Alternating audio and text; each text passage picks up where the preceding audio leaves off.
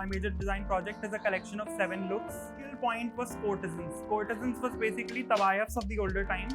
I am Kartik Mahalwal. I am from the final year, the graduating batch of IIAD.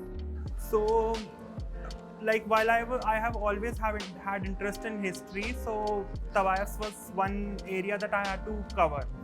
So from there I started reading about their lives, how did they lead their lives. So my concept starts from how we differentiate between a tawayaf and a prostitute.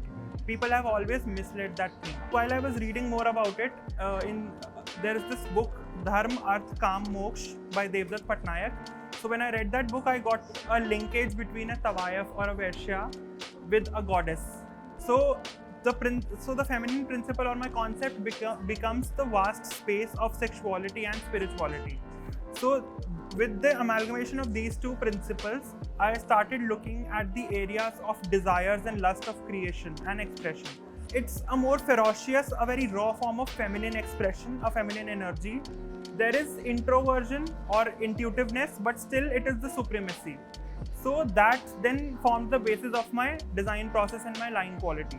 So while I was exploring that, I started looking at these goddesses as more metaphorically, how anger I can show through lines, or how I can show their lust through lines, or how I can show how the starting of the universe through these goddesses through lines. As we call in the mythology, Hiranyagarbha or a golden womb was the starting of the universe, which in the science we call as the Big Bang. So that started developing in my design process. The idea was that I'll develop these line qualities and these will inform my form or surface texture of the collection. So from these line qualities, I started developing abstractions, and then I started working with fabric. Whatever fabric I started exploring. I explored a lot of seams, I explored a lot of textures, I explored a lot of pleat tucks, pin tucks and whatnot. And in my collection, I've used 70% of the collection is made out of old sarees.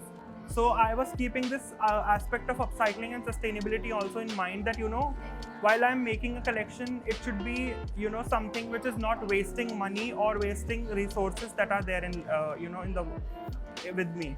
So I used a lot of old sarees which I procured from family or also from markets. There are markets in Delhi which sell old sarees. So that was the yardage that I had to use in the collection. Then I got an idea that my collection is more of an Indian sort, but with a more contemporary sense. So then I would like to call my collection an Indian contemporary collection, but the vibe is more tribal. The vibe is also very, it's very casual, but also it's very, royal. So it's an amalgamation of two polarities. Since my concept that the two polarities are coming together, so that has been there in my process. So in my collection also, I have tried to amalgamate a lot of contemporary sense that it's globally accepted, but also the inspiration starts from the roots, from India. I focus on a lot of details. So I have done a lot of paneling, and I've done a lot of curved paneling because my lines have always been very intuitive. So I've not been very structured, but in a more flowy and a curvilinear way.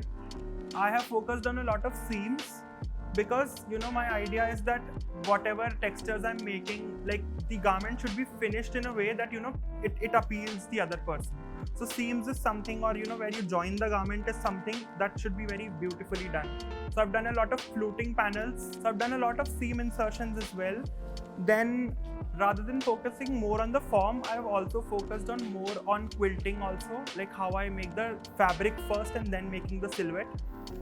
And I've focused on a lot of quilting, I've focused on a lot of layering, and then I've also done a lot of bias bounds. So I have used flat open seams outwards in the garment and then put bias bounds. It enhances the garments altogether with the seams outside. Then I've done a lot of perma pleating also, because I have taken inspiration from a lot of older Indian silhouettes, that were there in the pre-British era. So where petticoats were just introduced. So I've used a lot of techniques where I can show petticoats as a peekaboo element in dresses, or maybe petticoats under a petticoat under a petticoat. So I've played with a lot of transparencies and a lot of opaqueness. So my main fabrics were silk and organza. So I've seen that how silk and organza react together in light. So that was also one main thing that I focused on in my collection. I've also done a lot of tucks.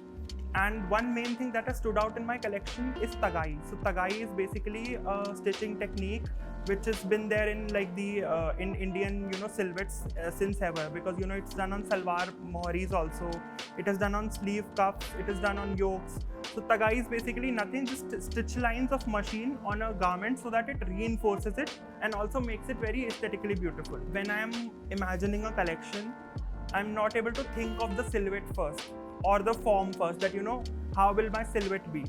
So I won't say it is a struggle, but like it's a struggle for me, but then also it helps me find a new way.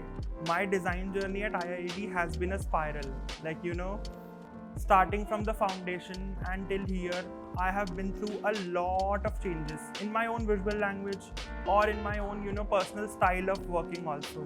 I came with a vision that is still there, but it has also grown with time. At that point of time when faculty is telling you something, you don't feel it then and there, but when you apply it in your graduation project, you know why you were being told. That when I went on my internships, I got to know that I can just go into a project from any end because I know the process. So the project-based learning that is there at IIT is very helpful. It's very hands-on. A lot of craft revival, a lot of telling about details. So that is there, and conceptually it has made me very strong. They just need to stay focused and patient about whatever their design journey is, because at times it can feel very overwhelming, but at the end they will know that that this will end on a good note.